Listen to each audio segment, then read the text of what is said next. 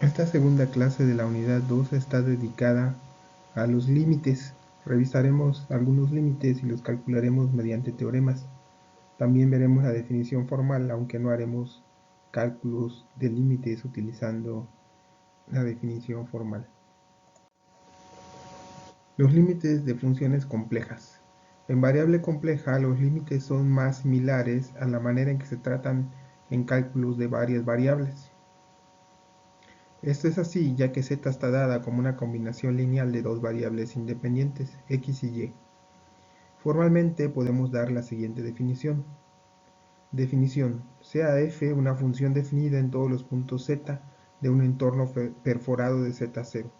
Diremos que el límite de f de z cuando z tiende a z0 es el número w0 y lo denotaremos por el límite cuando z tiende a z0 de f de z igual a w0. Hasta aquí tenemos básicamente el mismo formalismo que en variable real. Si se puede lograr que el punto w igual a f de z esté tan cerca de w0 como queramos, eligiendo el punto z suficientemente próximo a z0, pero distinto de él.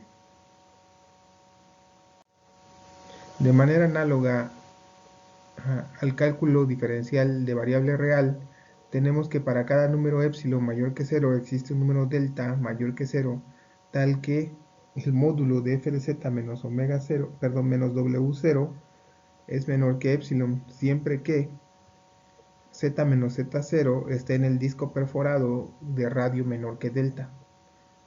Geométricamente, esta definición significa que para cada entorno, el módulo de omega menos, de w menos w0 debe ser menor que epsilon. Y existe un número un delta entorno, perforado, es decir, el módulo de z menos z0 debe de ser mayor que 0, pero menor que delta de z0, tal que todo punto z0 en él tiene una imagen w que está en el entorno. Nótese que, aunque hay que considerar todos los puntos del entorno perforado, módulo de z menos z0 menor que delta pero mayor que 0, sus imágenes no tienen por qué llenar por completo el entorno w menos w de 0 menor que epsilon. Por ejemplo, si f tiene valor constante w0, la imagen de z es siempre el centro de ese entorno. Observes además que una vez encontrado un delta adecuado puede sustituirse por cualquier número positivo más pequeño, digamos delta entre 2. Además, cuando existe un límite de una función f de z en un punto z0, el valor de ese límite es único. Desde aquí abajo lo que tenemos es una imagen con los dos planos. El plano donde tenemos las variables independientes x y estos números z que están formados por x más y. Y para un z0 tenemos un entorno de radio delta, mientras que la imagen de estos valores va a estar dada en un plano u en el eje real y b en el eje imaginario, de tal manera que estas imágenes son las que llamamos los números w, y estas van a estar comprendidas en un entorno e o en un entorno epsilon, que no necesariamente corresponde al mismo cuadrante del plano complejo. Como un primer ejemplo, tenemos que hallar el límite cuando z tiende a menos un medio de i por z cuadrada menos z. En el disco abierto, módulo de z menor que un medio. Aquí tengo la solución. En principio podemos utilizar la definición formal del límite, pero como ya sabemos, el procedimiento es bastante tedioso. Y en realidad estamos revisando este tema solo para poder definir la derivada de manera formal. Es decir, lo que a nosotros nos interesa es llegar a la definición de derivada. Así que lo calcularemos por sustitución directa. En principio, al tener que z es igual a x más y, estos límites de variable compleja son de dos variables independientes, y hay que probar por distintos caminos que pasen por el punto deseado para revisar que el límite sea el mismo. En este caso, la función es un polinomio y no tiene complicaciones de división por cero, aunque el punto a evaluar está en la frontera del entorno. Por lo cual, evaluamos directamente este límite cuando z tiende a menos un medio de iz cuadrada menos z y sustituimos. Entonces z cuadrada lo voy a cambiar por menos un medio elevado al cuadrado, pues me va a dar un cuarto. Y menos por menos un medio me va a dar más un medio. Aquí lo escribí en distinto orden. Primero escribí el más un medio y luego más un cuarto de i. Vamos a factorizarle el 4 y esto se queda escrito como un cuarto por 2 más i. Y este es el valor del límite. Como otro ejemplo, tenemos que el límite cuando z tiende a cuando z tiende a 0 de z entre z conjugado. Nos piden calcular este límite. Aquí otra vez tengo desarrollada la solución y he escrito, notemos que el límite que queremos hallar no es solo función de z, sino también lo es de z conjugada. Además, cuando z tiende a 0, esto significa que x tiende a 0, pero también y tiende a 0. Hay que ver que algo similar sucederá con z conjugada, ya que está definida como z conjugada igual a x menos y. Entonces, si z conjugada tiende a 0, lo mismo sucederá con x y y, generando un problema por la división por 0. En este caso, si queremos verificar la existencia del límite, hay que acercarnos por varios caminos y se debe obtener el mismo valor del límite para que éste exista.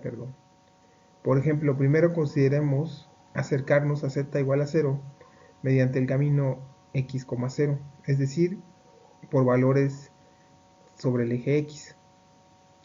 Si hacemos esto, entonces el límite cuando z tiende a 0 de z entre z conjugada va a ser igual al límite de x cuando tiende a 0 y de y igual a 0. Noten que aquí ya hicimos y igual a 0. Entonces escribimos z en la forma x más y, pero y vale 0, porque nos estamos acercando sobre el eje x y ya en esta recta es y igual a 0 siempre. Y entonces z conjugada también va a tener una expresión similar, x menos y, pero y vale 0. Entonces aquí todavía no hemos evaluado el límite. Lo que estamos haciendo es tomar el camino particular en el cual y es igual a 0. Ahora, para evaluar el límite, tenemos que este límite es el límite de x entre x, pero todavía no he evaluado cuando x tiende a 0. Pero x entre x pues me da 1. Y si yo evalúo cuando x tiende a 0, pues va a seguir siendo 1. Y esto me da el límite cuando me acerco sobre el eje x. Ahora hay que probar qué pasa si me acerco sobre el eje y. Si me acerco sobre el eje y, el límite de z cuando tiende a 0 de z sobre z conjugada va a ser tomar x igual a 0 antes de evaluar el límite. Entonces, como aquí tengo z, x más y, pues al acercarme sobre el eje y, x siempre vale 0. Y lo sustituyo en ambos casos. Ahora, para evaluar este límite, todavía no lo he evaluado, ya hice la simplificación de que x siempre vale 0. Entonces, si entre y me da 1 y entre y me da 1, y tengo el límite cuando x es igual a 0 y cuando y tiende a 0 de menos 1. Es decir, eso me va a dar menos 1. Sin embargo, este límite es diferente a lo que obtuve cuando me acerco sobre el eje x. Entonces se puede concluir que este límite no existe. En general, calcular límites de variable compleja mediante la definición es bastante complicado y tedioso. Los cálculos de los límites se pueden simplificar un poco utilizando resultados ya conocidos de variable real. Los siguientes teoremas explotan este hecho. Teorema: si suponemos que f de z es igual a u de x, y más i veces b de x, y, hay que recordar que la función u de x, y y la función b de x, y son funciones de variable real.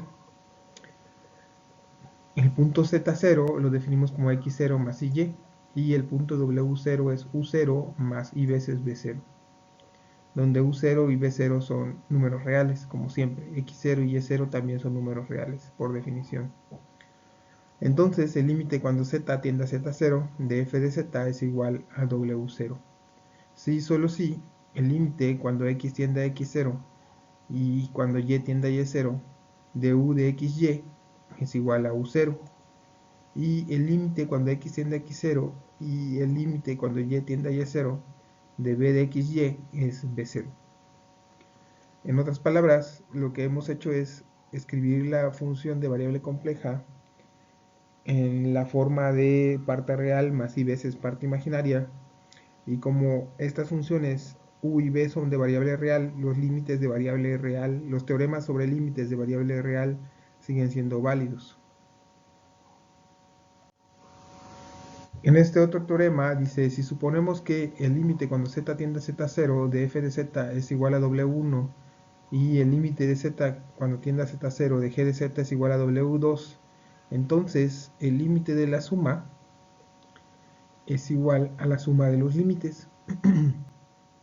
Perdón. Y lo mismo, el límite del producto es igual al producto de los límites. Si además w2 es distinto de 0, satisface que el límite del cociente es el cociente de los límites.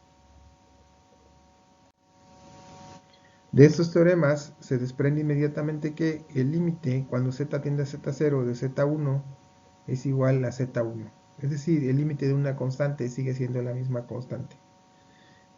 El límite cuando z tiende a z0 de la variable z es simplemente z0. Y el límite cuando z tiende a z0 de z a la n es z0 a la n. Se deduce entonces que para un polinomio p de z igual a z' sub 0 más z1' sub 0, perdón, z' sub 1 multiplicado z por z más z' sub 2 multiplicado por z cuadrada, etcétera, hasta z' sub n multiplicado por z a la n, donde estas zetas griegas son constantes complejas y su límite se va a evaluar en el punto z0, es simplemente evaluar este polinomio en el punto z0. Ahora tenemos este apartado especial que se llama límites en el infinito. Hasta ahora hemos hablado de números complejos finitos, pero también podemos considerar un punto conceptual que se encuentra en el infinito y que forma parte del plano complejo Z. A este conjunto se le conoce como plano complejo ampliado. Una forma de visualizar este plano complejo ampliado es utilizando la representación de una esfera de radio unitario. Entonces, el plano complejo corta la esfera por su ecuador, y todos los puntos del plano complejo se pueden asociar a un punto sobre la superficie de la esfera, trazando una recta que va del polo norte de la esfera al punto que se quiere representar, que se encuentra un único punto P sobre la superficie de la esfera. También es cierto que para cada punto de la esfera existe solo un punto en el plano complejo, salvo para el polo norte de la esfera. Haciendo corresponder el polo norte n de la esfera con el punto del infinito, obtenemos una correspondencia biyectiva entre los puntos de la esfera y los puntos del plano complejo ampliado. Esta esfera se llama esfera de Riemann, y la correspondencia así definida se llama proyección estereográfica. Nótese que en el exterior del círculo unidad centrado en el origen del plano complejo corresponde al hemisferio superior con el ecuador y el punto n suprimidos. Además, para cada épsilon mayor que 0, los puntos del plano complejo exteriores a la circunferencia módulo de z igual a 1 sobre e corresponden a puntos de la esfera próximos a n. Por esta razón llamaremos al conjunto módulo de z mayor que 1 entre épsilon un e entorno, o simplemente entorno de infinito, que seguiremos simbolizando infinito. Adoptamos el convenio de que al referirnos a un punto z, hablamos de un punto en el plano finito. De ahora en adelante, cuando consideremos el punto del infinito, lo mencionaremos de manera explícita. Entonces aquí tengo un esquema de la esfera de Riemann y se supone que tenemos el plano complejo donde están los valores z, y para cada valor de este plano complejo trazamos una recta que va del plano complejo al polo norte de la esfera, que aquí se ha llamado n, y donde esa recta corta la esfera tenemos un punto P, que es un punto único mapeado del plano a la esfera.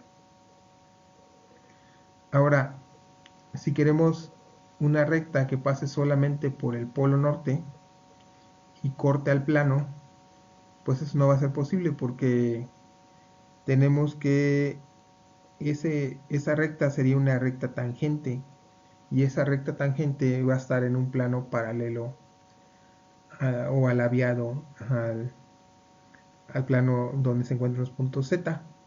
Entonces, en realidad existen un número infinito de rectas tangentes que están que se encuentran en el plano tangente, tales que tienen diferentes componentes en parte real y en parte imaginaria. Con las definiciones anteriores, ahora es posible definir límites al infinito o cuyo valor tienda a infinito. A continuación daremos unos teoremas para calcular estos límites. Teorema: si Z0 y W0 son puntos de los planos Z y W respectivamente, entonces el límite cuando Z tiende a Z0 de f de Z es igual a infinito si y solo si el límite cuando Z tiende a Z0 de 1 entre f de Z0, de 1 entre f de Z es igual a 0. Y el límite cuando Z tiende a infinito de f de Z es igual a W0 si y solo si el límite cuando Z tiende a 0 de f de 1 entre Z es igual a W0. Y el último de los teoremas nos dice que el límite cuando Z tiende a infinito de f de Z es igual a infinito si y solo si el límite cuando Z tiende a 0 de 1 entre f de 1 sobre Z es igual a 0. Entonces el tercer teorema es una combinación de los dos anteriores. Ahorita vamos a hacer algunos ejemplos y ver cómo se utilizan estos teoremas. En el primer ejemplo nos dicen, hay el siguiente límite, el límite cuando z tiende a infinito de z entre z cuadrada más 1. Si hiciéramos por sustitución directa este límite, nos quedaría algo así como un infinito arriba entre infinito cuadrado abajo, y entonces podríamos pensar que el infinito de abajo crece más rápido que el de arriba por estar elevado al cuadrado, y entonces nos va a dar 0. Solución: de acuerdo con el teorema 2 dado arriba, calculamos el límite equivalente. El límite cuando z tiende a 0 de 1 entre z dividido entre 1 entre z cuadrada más 1. Es decir, lo que estamos haciendo es, en lugar de hacer que el límite tiende a infinito, este límite tiende a 0 y las z se cambian por 1 sobre z. En el numerador había una z, se cambió por 1 sobre z, y en el denominador había z cuadrada, entonces se cambió por 1 entre z cuadrada. Las constantes se quedan igual. Y ahora hacemos álgebra para simplificar estas fracciones, y en el denominador hacemos la suma de fracciones, entonces queda 1 más z cuadrada todo sobre z cuadrada. Reducimos esta fracción y aquí en el siguiente paso ya he escrito lo que da después de simplificar, queda simplemente z entre 1 más z cuadrada cuando z tiende a 0. Entonces ahora si evaluamos directamente z en 0, en el numerador obtendríamos 0 y en el denominador obtendríamos 1, entonces 0 entre 1 pues me da 0, está bien comportado.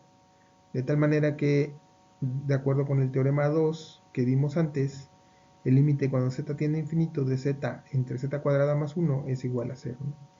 Aunque esto ya lo habíamos más o menos esperado de acuerdo a nuestra sustitución, digamos, un poco, pues, no se me ocurre qué palabra usar, pero es una sustitución simple sin conocer el teorema, ¿no? Digamos que solo por intuición si vamos tomando números más grandes, como aprendimos a calcular límites al inicio de los tiempos, en lo que íbamos sustituyendo valores y viendo a qué valor se acercaba el límite, ¿no? Digamos por fuerza bruta, esa sería la palabra. El siguiente ejemplo, hay que calcular el límite cuando z tiende a 0 de coseno de z entre z. Entonces otra vez tenemos el problema de que aquí va a existir un 0 en el denominador y este límite nos va a dar infinito, ¿no? Digamos, en principio, sin conocer mucho el teorema, podríamos ir dándole valores que se acerquen a 0 y ver cuánto da ese límite, ¿no? Y coseno de 0, pues es 1, ¿no? Eso ya es bien comportado.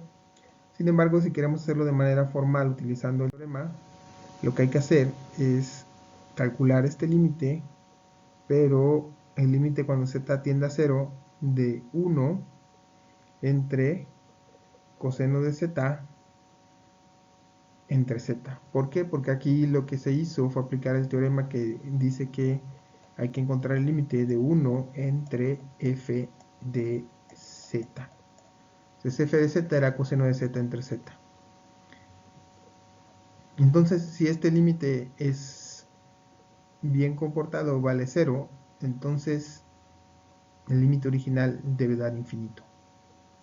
Entonces, ahora que hicimos esta fracción compleja, hay que simplificarla y esto nos va a quedar z en el numerador dividido entre coseno de z. Pero cuando z tiende a 0, vamos a obtener 0 entre 1 y eso es 0.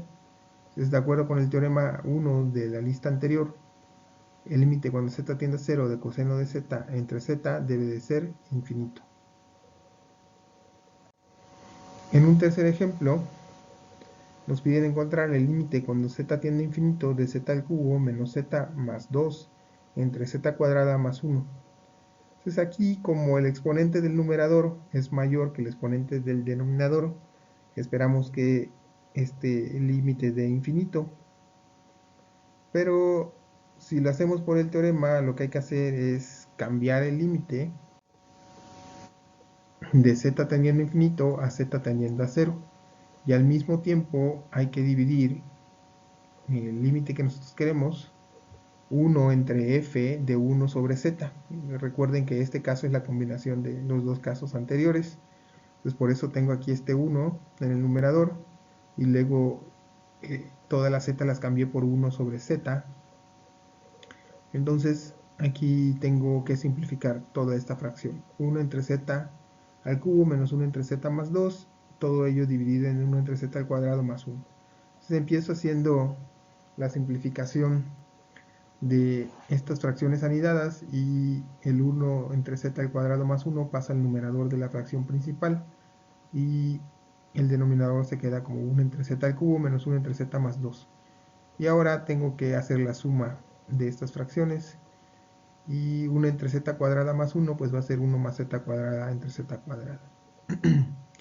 Y luego hago la suma de esta otra fracción que va a ser 1 entre z al cubo menos 1 entre z más 2. Entonces el denominador común es z al cubo, entonces el primer término es 1 menos z cuadrada más 2z al cubo. Una vez más tengo que volver a reducir una fracción compleja y en este caso el z al cubo pasa multiplicando aquí y se va a simplificar con parte de este z cuadrada y me va a quedar solamente un z multiplicando el 1 más z cuadrada. Es decir, z por 1, z y z por z cuadrada, z al cubo. Y el denominador pues queda tal cual. Ahora sustituyo el valor del límite, que es z igual a 0, entonces en el numerador voy a obtener 0 más 0, 0.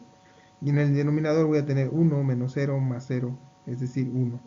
Este límite da 0 y por el teorema, entonces el límite original, cuando z tiende a infinito, pues va a ser infinito. cosa que ya sabíamos de manera intuitiva. Entonces, de alguna forma ya sabemos cuánto va a dar el límite de nuestra experiencia con cálculo de variable real. Aquí simplemente este es el procedimiento formal para hallar el límite de acuerdo con los teoremas. En este caso particular, cuando los límites dan infinito o z tiende al infinito. Entonces, en nuestra siguiente clase lo que vamos a ver es, me parece que ya veríamos la definición de derivada en la siguiente clase.